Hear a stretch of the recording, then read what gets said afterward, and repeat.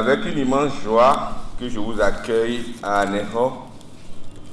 ville charmante et riche de son histoire et de son multiple passé, à savoir ancienne capitale du Togo,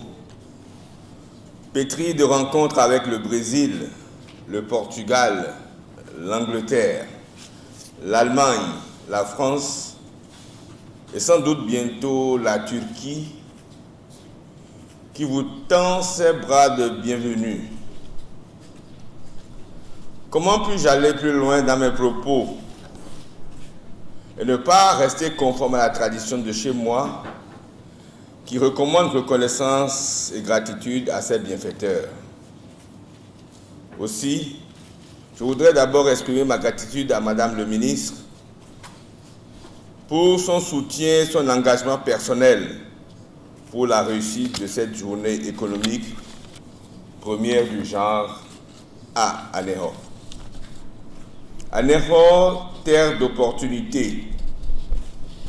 qui a joint l'utile à l'agréable en organisant ce colloque en marge du Festival international d'histoire d'Anéro, avec comme pays invité la Turquie.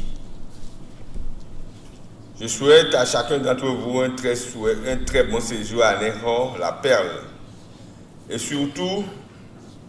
que la deuxième partie de ce colloque se tienne en Turquie et que ces rencontres, fût-elles brèves, accouchent de projets pour le grand bonheur des excellences, Monsieur le Président Erdogan de Turquie et Faure et Swaziland Gnassingbé du Togo, qui sans leur soutien, bien sûr, ce colloque n'aurait plus jamais avoir lieu. La Turquie est un pays aux riches potentialités. Notre vœu le plus ardent est que Anéro, cette terre idyllique par ses plages et ses lagunes, ces îles suscitent intérêt et désir auprès des investisseurs turcs, car la perle du Togo a une situation géographique quasi exceptionnelle. Niché entre le Bénin, le Ghana, il est le passage obligé pour tous ceux qui viennent de la Côte d'Ivoire pour se rendre au Nigeria et est à quelques encablures de Ouidah. Anéro, c'est aussi ce visage culturel où rythme et tradition ancestrale se mêlent pour le bonheur de ceux qui aiment s'interroger sur le temps qui passe avec ses 41 divinités. Ma gratitude aussi va à Madame l'ambassadrice de Turquie qui a relevé tous les défis pour permettre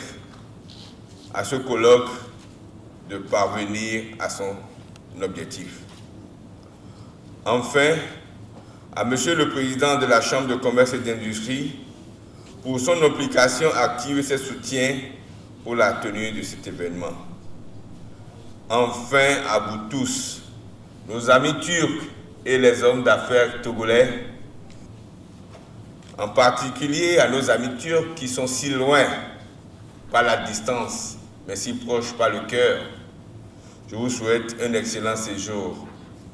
dans la ville d'Anéro,